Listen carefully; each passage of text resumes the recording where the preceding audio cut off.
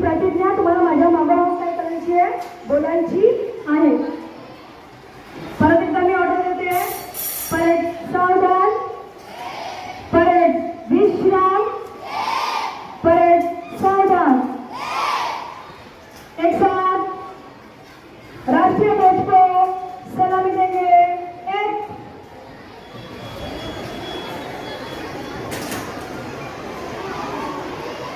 दो, हाथ नीचे. माझ्या मुलाला प्रतिज्ञा बोलणार आहोत आपण. स्वतंत्र